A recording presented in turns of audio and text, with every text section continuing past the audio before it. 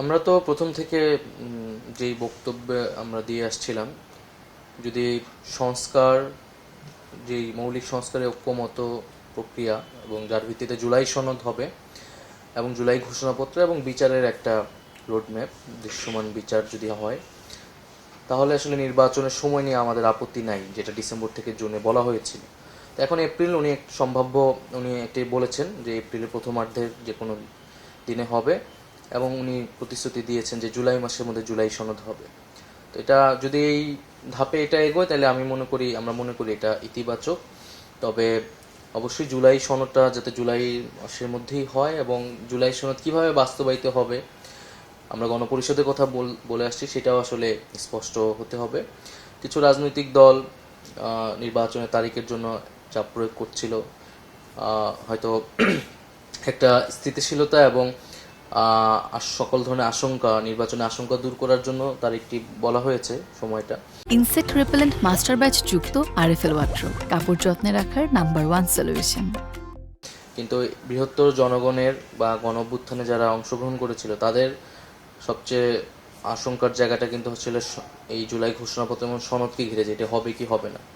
ফলে আমরা আশা করব যে তার প্রতিশ্রুতি অনুযায়ী নির্ধারিত সময়ে জুলাই ঘোষণাপত্র এবং জুলাই সনদটিও হবে, এবং নির্বাচনের জন্য যে লেভেল প্লেইং ফিল্ড দরকার, সেটিও এই সময়ের মধ্যে হবে। এবং আমরা নির্বাচন কমিশন পুনর্গঠনের কথা বলেছি, সেই কাজগুলোও যাতে দ্রুতের মধ্যে শুরু করা হয়। আমরা তো বলছি যে মৌলিক সংস্কারের রূপরেখা হইতে হবে। এখানে যেই সংস্কারগুলো করলে রাষ্ট্রের কাঠামোর একটা পরিবর্তন হবে এবং একটা গণতান্ত্রিক রূপান্তর হবে, যে কেউ চাইলেই আবার স্বৈরাচারী হয়ে উঠতে পারবে না, একটা জবাবদিহিতা এবং ক্ষমতার বিকেন্দ্রীকরণ হবে। সেই ধরনের সংস্কার না হলে তো এটা কোনো সংস্কারই আসলে হবে না। এবং আমরা তো বারবারই বলে এসেছি, এই গণ অভ্যুত্থান এবং এই অন্তর্বর্তী সরকারের কাজটি হচ্ছে শাসন ব্যবস্থা পরিবর্তনের রূপরেখা, তার ভিত্তি তৈরি করা। এটা কেবল ক্ষমতা হস্তান্তরের জন্য বা একটা সরকার পরিবর্তনের জন্য সরকার না।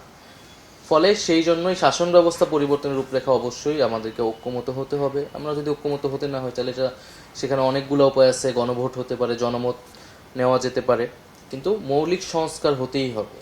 এই মৌলিক সংস্কার ছাড়া কোনো ধরনের ট্রানজিশনে বা ক্ষমতা হস্তান্তরের দিকে যাওয়া যাবে না।